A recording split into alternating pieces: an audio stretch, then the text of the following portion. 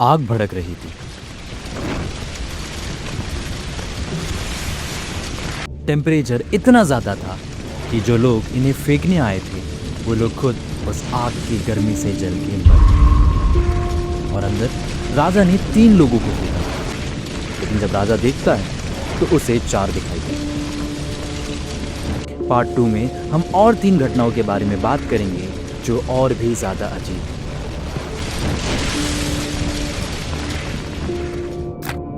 Hello everyone, अगर आपने part 1 अभी तक नहीं देखा तो उसे भी ज़रूर देखना, क्योंकि पार्ट 1 में इसी तरीके से बाइबल में हमने 3 घटनाओं के बारे में एक्सप्लेन किया था जो कि देखने में बहुत ज़्यादा इम्पॉसिबल लगती है, अनबिलीवेबल लगती है, लेकिन वो सच में हो चुकी है। और आज पार्ट 2 में हम और 3 घटनाओं के बारे में एक्सप्लेन करेंगे, और आखिरी वाला तो शायद आपने पहली बार सुना। तो चलिए इस वीडियो को शुरू करते हैं। पहली घटना, समय बहुत पहले जब दुनिया की शुरुआत हुई थी। जगह अर्ली अर्थ, जब पहले इंसान थे। जब खुदा ने एडम और ईव को बनाया तो उन्होंने बच्चे पैदा किए, फिर उनके बच्चे हुए, फिर उनके बच्चे, और ऐसे ही जनरेशन्स चलती रही। बाइबल में एक लिस्ट है। एडम 930 साल जीता रहा और मर गया। सेथ 912 साल जीता रहा और मर गया। इनोश 905 साल जीता रहा और मर गया। केनान 910 साल जीता रहा और मर गया। हर बार वही पैटर्न, वो जीता रहा और मर गया, वो जीता रहा और मर गया, वो जीता रहा और मर गया। लेकिन फिर एक नाम आता है जिसका एंड अलग था। उसका नाम था इनोक।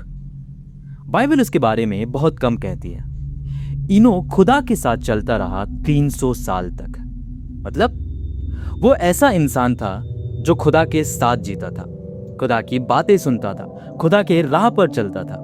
300 साल तक ऐसे ही जीता रहा। लेकिन आगे की लाइन बहुत अजीब है दोस्तों।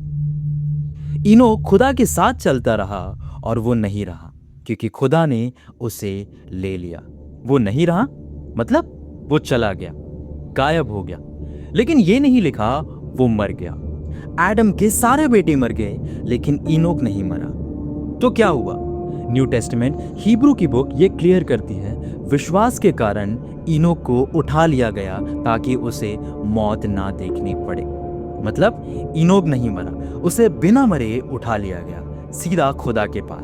कोई कब्र नहीं, कोई जनाजा नहीं, कोई अलविदा नहीं। सोचो, एक दिन वो घर से निकला, शायद प्रेयर करने, खुदा के साथ चलने जैसे रोज करता था, लेकिन वो वापस नहीं आया। क्यों? ऐसा क्या हुआ? उस वक्त दुनिया बहुत बुरी हो रही थी। लोग खुदा को भूल रहे थे, पाप बढ़ रहा था, वायलेंस फैलता जा रहा था। लेकिन इनोक अलग था। वो खुदा के साथ चलता था 300 साल तक, हर रोज। ये कोई 1-2 दिन की बात नहीं है दोस्तों, ये उसकी पूरी जिंदगी का पैटर्न था। और खुदा ने सोचा, ये मेरा इंसान है, मैं इसे अपने पास ले जाता हूँ बिना मौत के। ये घटना हमें सिखाती है, अगर खुदा चाहे तो वो लोगों को बिना मरे भी उठा सकते हैं। बाद में एलिजा को भी बिना मरे उठा लिया गया। जीसस ने मौत को हराया, और बाइबल कहती है एक दिन सभी सारे मुर्दे वापस से जिंदा होंगे। इनोक उस उम्मीद की पहली झलक थी। बट ये तो सिर्फ पहला इवेंट है। आने वाला इवेंट और भी ज्यादा ड्रामेटिक होगा, क्योंकि इसमें 3 लोगों को जिंदा आग में फेंका गया। Event 2, 3 people walked in the fire। दूसरी घटना, समय लगभग 605 से 562 BC। जगह बेबीलोनियन, उस वक्त की दुनिया की सबसे पावरफुल एम्पायर। बेबीलोनियन का राजा नेबुकदनेस्सर। वो सिर्फ राजा नहीं था, वो एक फतेहगार था। उसने बड़े बड़े किंगडम्स को जीत लिया, यरूशलेम को जलाया, मंदिर को बर्बाद कर दिया, हजारों लोगों को गुलाम बना दिया। उस वक्त बेबीलोन में रहने का मतलब राजा की पूजा करो वरना मौत। एक दिन नेबुकदनेस्सर ने कुछ ऐसा ही किया जो कि पागलपन था। उसने एक बड़ी मूर्ति बनाई, लगभग 90 फीट की, 9 मंजिला बिल्डिंग जितनी, 9 फीट चौड़ी, पूरे गोल्ड की या फिर गोल्ड से ढकी हुई। फिर उसने ऑर्डर दिया, जब म्यूजिक बजेगा सभी लोग इस मूर्ति के आगे झुकेंगे, सब इस मूर्ति की पूजा करेंगे। जो नहीं झुका उसे आग में जलाई हुई भट्टी में फेंक दिया जाएगा।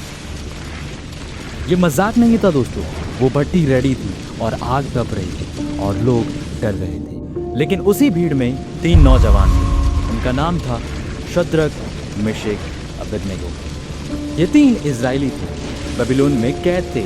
जब म्यूजिक बजा हजारों लोग, सभी लोग झुक गए। लेकिन ये तीन खड़े रहे। उन्होंने मना कर दिया। लोगों ने राजा को बताया। नेबुकदनेस्सर बहुत गुस्सा हुआ। उसने बुलाया और बोला, क्या ये सच है? तुमने मेरी मूर्ति की पूजा नहीं की? अगर ये सच है तो ठीक है, मैं तुम्हें एक और मौका देता हूं। अभी झुक जाओ, वरना भट्टी में जला दिए जाओगे। और बताओ, कौन सा देवता तुम्हें मेरे हाथों से बचा पाएगा? तब इन तीनों ने कुछ ऐसा जवाब दिया जो बाइबल की one of the coldest line में से एक है। उन्होंने कहा, ऐ नेबुकदनेस्सर, हमारा खुदा हमें बचा सकता है, लेकिन अगर वो नहीं भी बचाएगा तो भी हम तेरे देवता की पूजा नहीं करेंगे और सोने की मूर्ति के आगे नहीं झुकेंगे। लिटरली और अफर्मिंग। ध्यान से सुनो दोस्तों, उन्होंने नहीं कहा कि खुदा हमें बचाएगा, उन्होंने कहा खुदा बचा सकता है, लेकिन अगर नहीं बचाएगा तो भी हम नहीं झुकेंगे। यह है असली विश्वास। जब रिजल्ट से फर्क नहीं पड़ता, जब सही करना ही जरूरी है, चाहे कुछ भी हो जाए। और ये बात सुनते ही राजा और भी गुस्सा हो गया। उसने हुक्म दिया, भट्टी को 7 गुना ज्यादा गर्म कर दो। सोल्जर्स ने तीनों को रस्सी से बांधा, उन्हें भट्टी के पास ले गए और अंदर फेंक दिया। बाइबल कहती है आग इतनी गर्म थी कि जिन्होंने उन्हें अंदर फेंका था वो खुद जल के मर गए।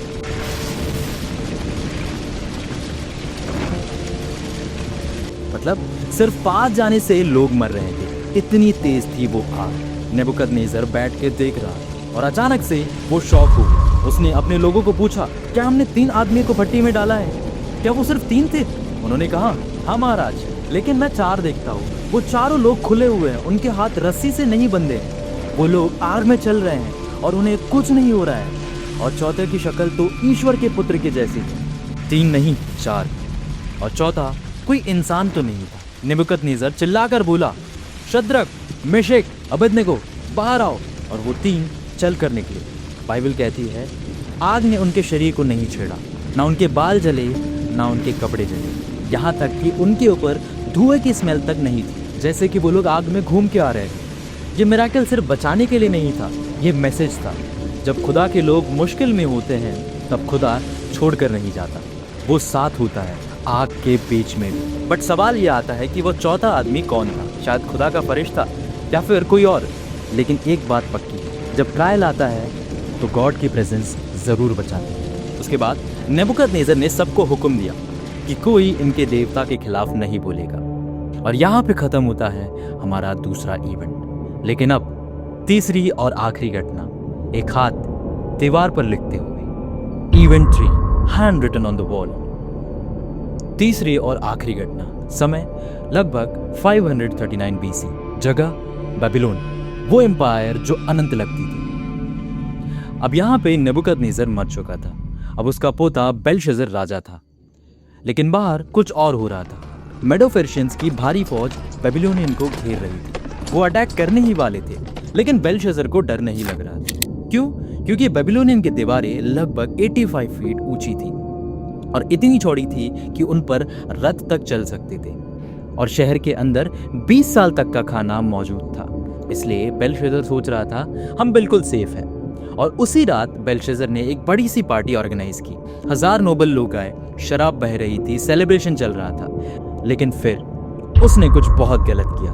बाइबल कहती है बेलशस्सर ने हुक्म दिया कि यरूशलेम के मंदिर से चुराई गई सोने चांदी की पवित्र चीजें ले आओ। ये चीजें क्या थी? यरूशलेम के मंदिर से चुराई गई कप्स और बोल्स। ये खुदा की पूजा के लिए इस्तेमाल होते थे। और इन्हीं बर्तनों में बेलशस्सर ने शराब भरी, उसमें से पी और अपने झूठे देवताओं की तारीफ की। ये सिर्फ पार्टी नहीं थी, ये खुदा का मजाक था, ये बेइज्जती थी। और अचानक पार्टी में सब कुछ बदल गया। बाइबल कहती है उस पल एक इंसान के हाथ की उंगलियां दिखाई दी और राजा के महल के दीवारों के ऊपर लिखने लगी। एक हाथ, सिर्फ एक हाथ, कोई बॉडी नहीं, कोई फेस नहीं, कोई आदमी नहीं, बस उंगली। लैंप स्टैंड यानी एक दीवट के सामने जहां पे सब लोग देख सके। बेलशस्सर ने देखा और बाइबल कहती है राजा का चेहरा बदल गया। उसके विचार घबराने लगे, उसके पैर कपकपाने लगे। मतलब उसका चेहरा वाइट हो गया, उसके पैर थरथराने लगे, वो बिल्कुल डर गया।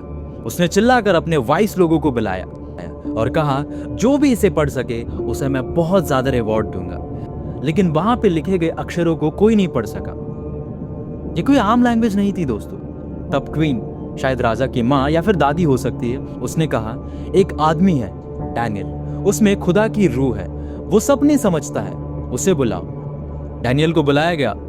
राजा ने उसे ये रिवॉर्ड ऑफर किया, लेकिन डैनियल ने कहा अपना रिवॉर्ड अपने पास रखो, मैं फिर भी ये तुम्हारे लिए पढ़ूंगा। डैनियल ने दीवार पर देखा, 3 शब्द लिखे हुए थे, मने मने ठकेल उफारसी। और डैनियल ने इसका मतलब बताया।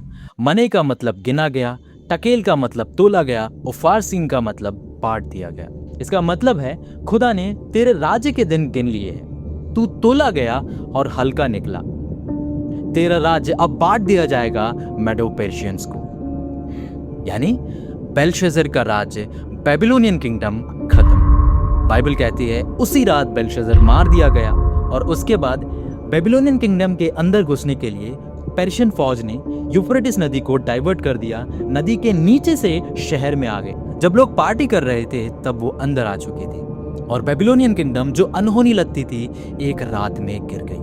और हिस्ट्री में भी इसके कई सारे एविडेंस हैं दोस्तों। ग्रीक हिस्टोरियन हेरोडोटस ने बेबीलोन का फॉल अक्टूबर 539 बीसी में कंफर्म किया। साइरस सिलेंडर एक पुरानी चीज ये कंफर्म करती है कि पर्शिया ने बेबीलोन के ऊपर अपना राज्य बनाया था। और यहाँ पे होता है हमारा तीसरा इवेंट खत्म। लेकिन अभी तक सबसे एपिक इवेंट बाकी है। पार्ट 3 में हम देखेंगे उस दिन के बारे में जब समय रुक जाता है। तो पार्ट 3 देखने के लिए सब्सक्राइब करो, बेल आइकन को दबाओ, क्योंकि पार्ट 3 और भी ज्यादा माइंड ब्लोइंग होगा। और कमेंट में बताओ पार्ट 2 में सबसे ज्यादा कौन सा इवेंट आपको पसंद आया, इनोक, आग वाले 3 लोग या फिर दीवार पर हाथ। और अगर आपको इन सारे इवेंट्स का फुल डिटेल चाहिए तो उसे कमेंट कीजिए, मैं आपके लिए एक डिटेल्ड वर्जन हर एक इवेंट के बारे में जरूर बनाऊंगा। मिलते हैं पार्ट 3 में, बाय।